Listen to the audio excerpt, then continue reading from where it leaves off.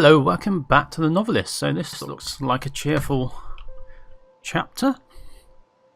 Let's go and have a look, see what this says.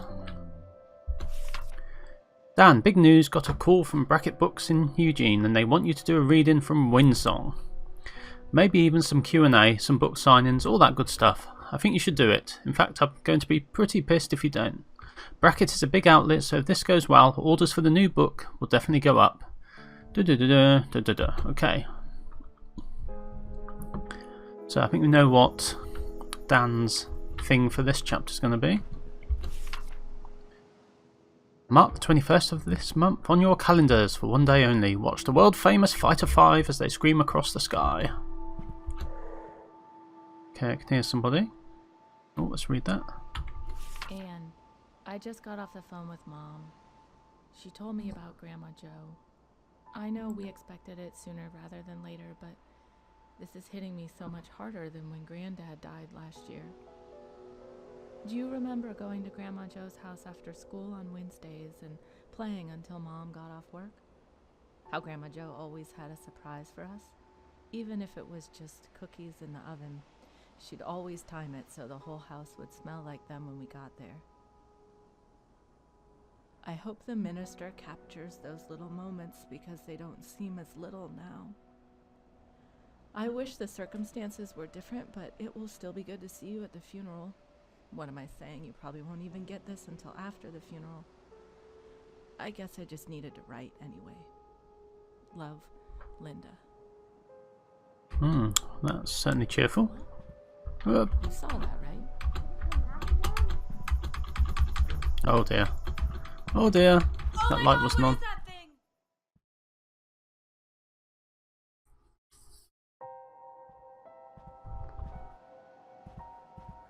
Okay, try again. Let me just see if I can turn up the volume on the voices. Okay, let's continue. We looked at that. Then we got caught. Linda's spooked, but never mind. Anything in here? Nope.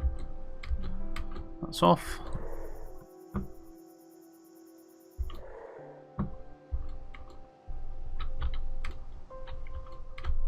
That off? Nope.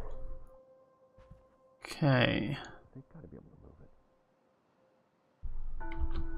we can get down there in a second.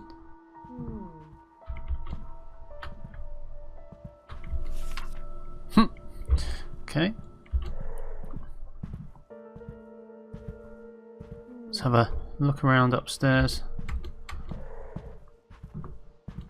So long since anyone's heard from me. Make sure to get up early if I sleep on the couch. Have to be the 21st street? Don't know. Okay, where's everybody else?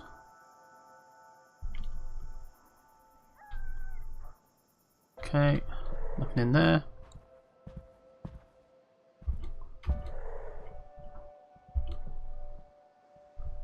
Lots of lamps not on.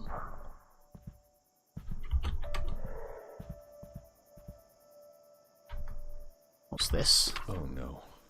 Joe's funeral's the same day as the signing in Eugene, and Paul says they can't move it. He'll understand if I bail because he knows Linda, but Grovefield is a different story. They won't give a damn why I missed it.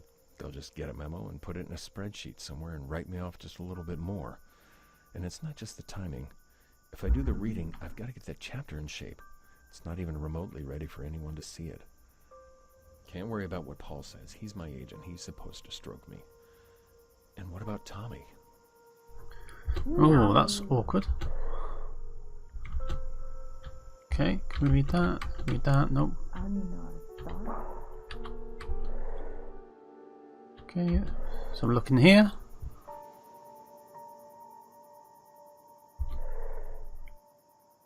Looks empty. Oh, no. Most of you here knew my grandmother. For those who didn't, I truly wish you had. She was an example for all of us. Her warmth, her caring, and her smile were impossible to forget. It's still hard for me to believe she's gone. Without her, the world is... Okay. What's up, little guy? What's up?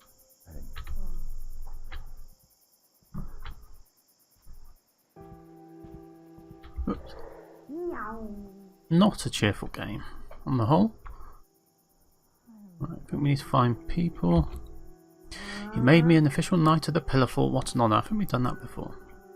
Can we get to that lamp?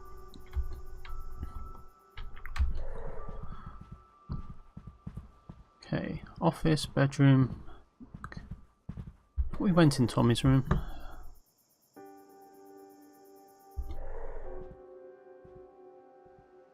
Oh, we haven't been in Linda's room.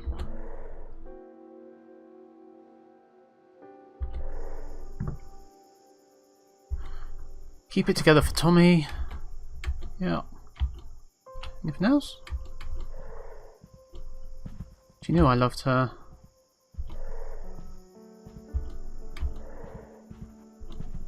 What do I say? Daddy said it was my best drawing. And we've got a book just there. Oh, that's annoying. Can we read it from here? No. How many sleeps until we go see Davy? Dan barely spoke at dinner. This has to stop. Want a new plane?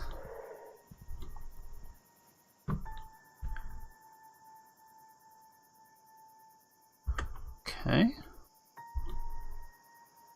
Got to read that. Have to wait. Let's do this. Where are you people?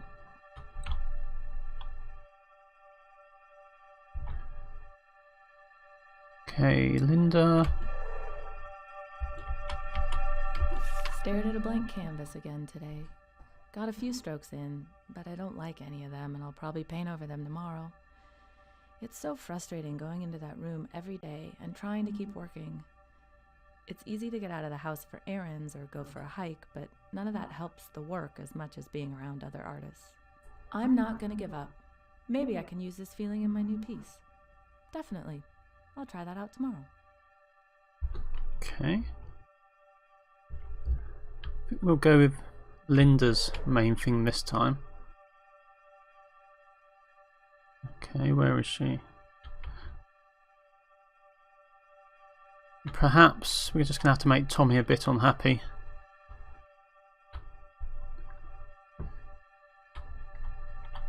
I think he'd be a lot unhappier if his parents split up or something like that, so if we can keep them happy and together, that's probably for the best overall. Although he doesn't like upsetting children. Where is she? Over.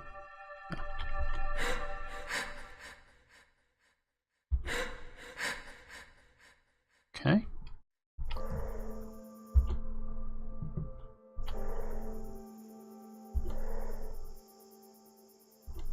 It was like... He needs to call and buy a ticket if he's coming to the funeral. Okay, what about Tommy's? Hi. Oh! Hey, Mom. Close.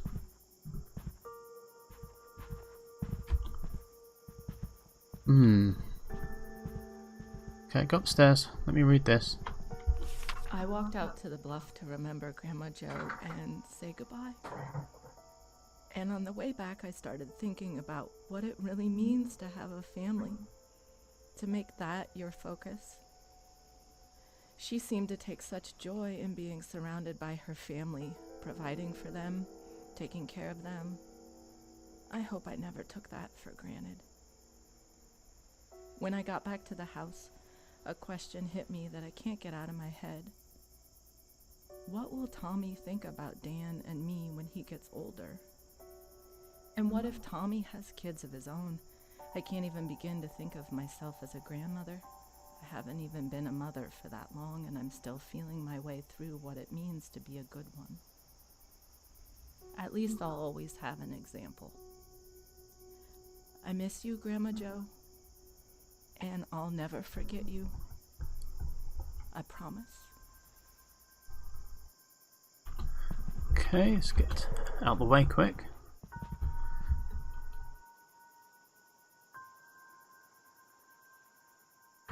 Okay, let's do Dan and Tommy. Where are they?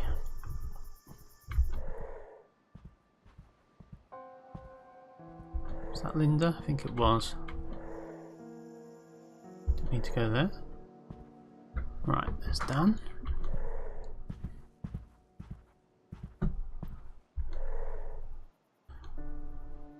Or to miss it? Probably not, to be honest, but it's a difficult one. The ad ran today. Picked up the latest issue in town. I don't know if it'll amount to anything sales-wise, but that's not the point. I'd forgotten how scary it was to put your work out there and promise something to people, and that brought it all into focus. It's so different thinking about the book as something I eventually have to sell people, not just something I'm working on for myself. But now it's out there. It's terrifying and irreversible. People know about the book, and to them it's exactly what they want it to be. Some finished, beautiful thing. If only they could see it right now. A bunch of jigsaw pieces on the floor. And I've got to put them all together. Yep. Okay, 3 more memories. Okay, turn the voice up a bit more. It's as much as it will go. Downstairs.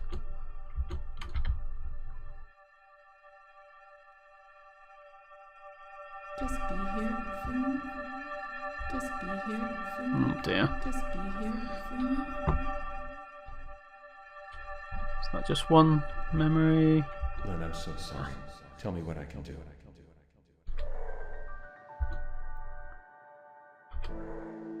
Quick, move. Do some serious work on that chapter first. Back to them. Yeah, I think we're gonna compromise with Dan. With Dan this time. Let's find Tommy. That's it. You go downstairs.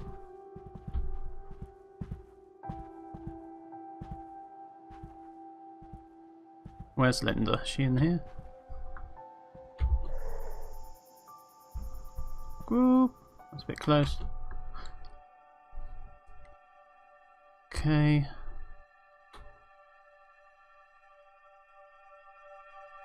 Is she in heaven? I'm sure she is, honey.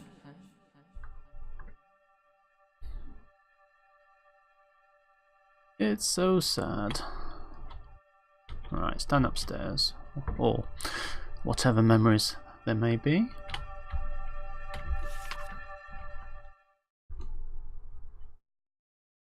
Hey. Oh, Oh.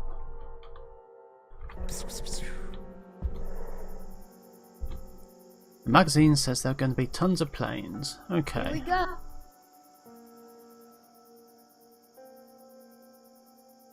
I'm sorry. Wants I to didn't hear you. call. Hi, honey. Do we need the phone?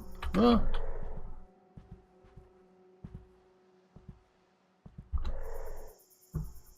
Where's the phone? Is there a phone? Ah.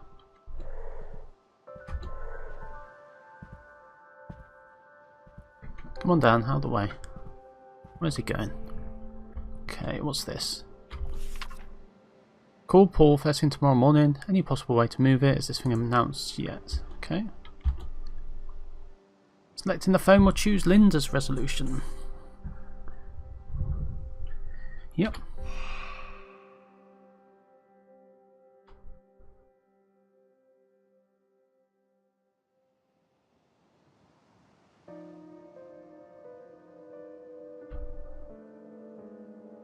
Okay, Tommy, the magazine. No, Dan needs to do the chapter, so what's that gonna be?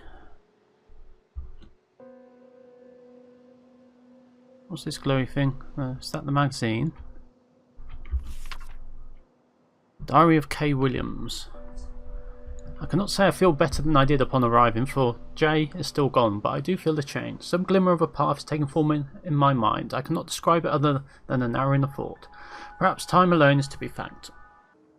Or perhaps it is something else, something unknown. Today I drove to McClendon's to buy coffee, wine and vegetables. Although I was not due to short run of these for a few days more, I confess I went to hear human voices, to be around the living. I conversed with a pleasant couple and it did me no small measure of good. My first words came out as a croak and I realised I had not spoken in days. A small reminder of my solitary days here, alone with my thoughts, thinking of Jay, staring at the sea just over the cliff. Though I must confess that my gaze always drifts from the sea to the edge of the cliff. That doesn't sound good. Diary of K. Williams. Jay is gone, I am alone. That is the sum of it. No other thought enters my mind. Wed 38 years, now alone. A senseless accident has taken Jay from me. What should I do with myself? I do not know. Money is no worry. Time, that is the thing. There is so much of it still ahead of me. I have been blessed with health, but that blessing is now a curse. It is nothing more than the curse of time alone without Jay. I attempt to look ahead, but cannot envision a path without Jay. For so long I had no need to imagine one. The children do not understand why I have come to this house alone, as they cannot understand my loss. Gosh, this gets ever more cheerful.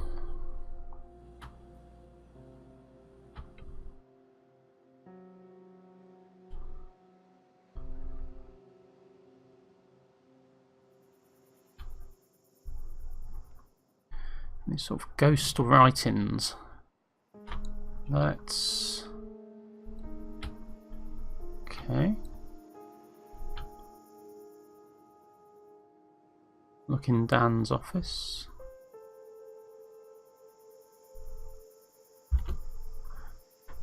Okay, selecting the chapter, we'll choose Dan's compromise for this chapter. Let's do that.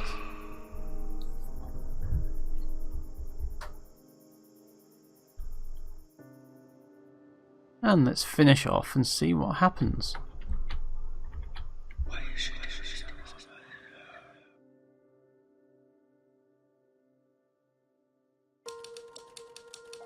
Dan couldn't bear the thought of Linda going to the funeral alone, so he bought a ticket and flew to Denver with her. The funeral was hard for Linda, but having Dan there made it easier to bear. They stayed up late the night of the funeral, as Linda told Dan stories about Grandma Jo, and they talked of maybe being grandparents themselves one day.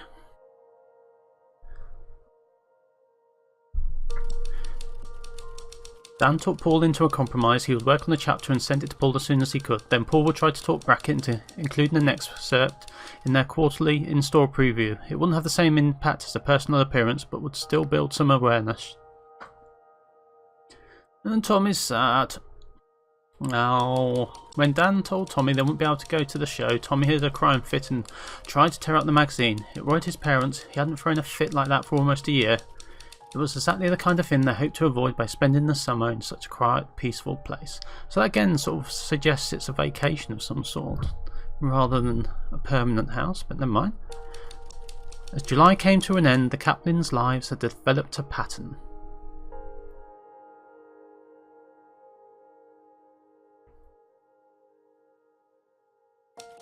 Dan finished his first draft and he almost ran to the mailbox to send a copy to Paul.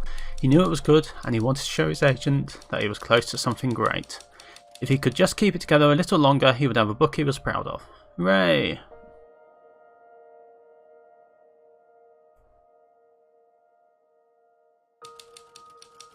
And on the following Tuesday, Tommy put on an art show in the den, explaining his drawings to his parents one by one.